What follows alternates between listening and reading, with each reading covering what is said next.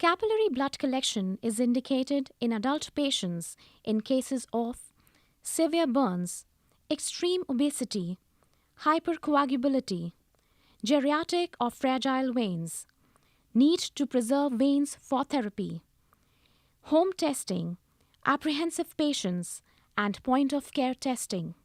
Tests commonly performed on capillary blood are blood smear for microscopic assessment of cell morphology, preparation for malarial parasites, estimation of platelet number, white blood cell morphology.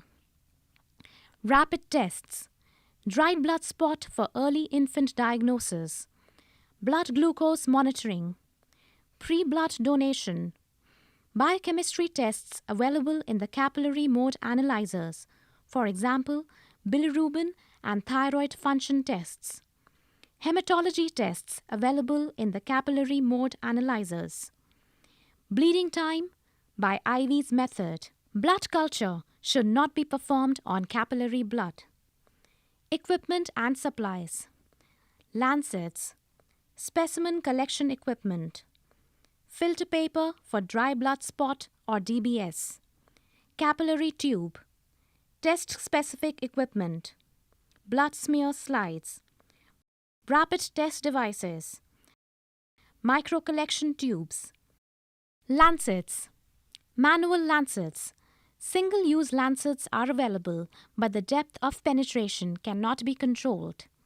Safety lancets. Single-use lancets for different depths are available, which activate only when it is positioned and pressed against the skin. The depth will never exceed 2.4 millimeters, facilitating a consistent puncture depth for easier sampling. Puncture depths less than 2 millimeters for all heel punctures, less than 1.5 millimeters for finger punctures on children over 12 months, less than 2 millimeters for finger punctures on children over 8 years, less than 2.4 millimeters for finger punctures on adults. Verify information on requisition form and select microcollection devices. Assemble the supplies and choose the appropriate puncture site. Site selection for capillary collection. Conditions influencing the choice of heel or finger prick.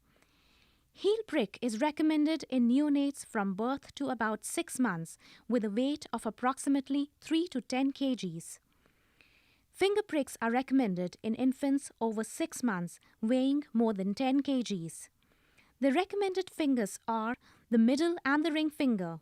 Avoid the thumb and index finger because of calluses, and avoid the little finger because the tissue is thin. For heel puncture, use plantar surface of the heel, medial to a line drawn posteriorly from the large toe to the heel, or lateral to a line drawn posteriorly from between the 4th and 5th toes to the heel.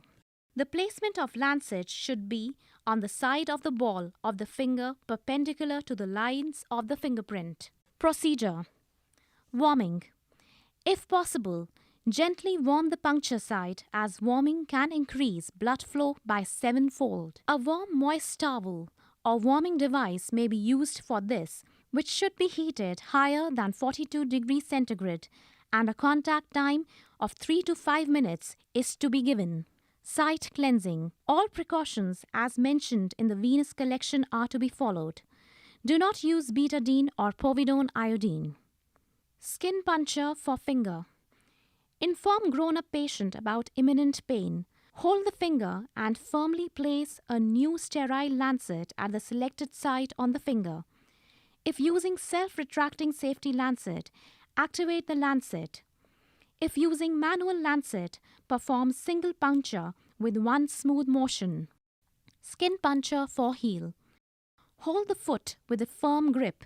Grasp the heel and place the index finger over the arch. Hold intended puncture site. Firmly and completely depress the trigger of the lancet if using a safety lancet, or perform single puncture with smooth motion if using a manual lancet. Puncture the site at a 90 degrees angle to the length of the foot. Discard the first drop of blood to avoid specimen dilution by tissue fluid. The excess of tissue fluid would dilute the sample and reduce the concentration of all the analytes, thus affecting the results. Never milk or scrape the puncture site. Collect the sample beginning with the second drop using any of the collection devices. Blood flow is enhanced by holding the puncture site downward and gently applying intermittent pressure to the surrounding tissue. Continue until desired volume has been collected. Follow recommended order of draw for micro-collection tubes. While collecting blood in micro-collection tubes, collect EDTA tube before serum tube. Mix anticoagulant containing micro-collection tubes continuously during collection. When blood collection is complete, apply pressure with a clean, dry gauze pad until bleeding stops. Label specimens immediately after the draw. Do not use adhesive bandages on children less than 2 years old as it may irritate the infant's skin. Ensure proper disposal of the lancets and other consumables as per guidelines. Heel puncture precautions. Do not puncture through previous punctures.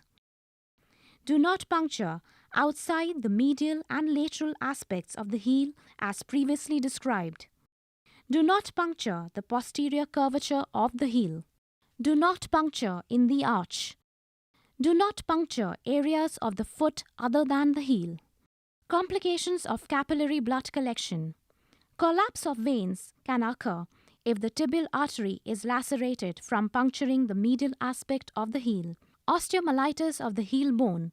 Contact with the heel bone may cause osteomyelitis. Osteomyelitis could go undetected for long periods and could result in serious complications for young children. Nerve damage if the fingers of neonates are punctured. Hematoma. Scarring.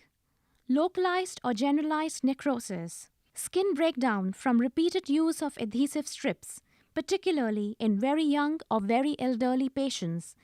This can be avoided if sufficient pressure is applied and the puncture site is observed after the procedure.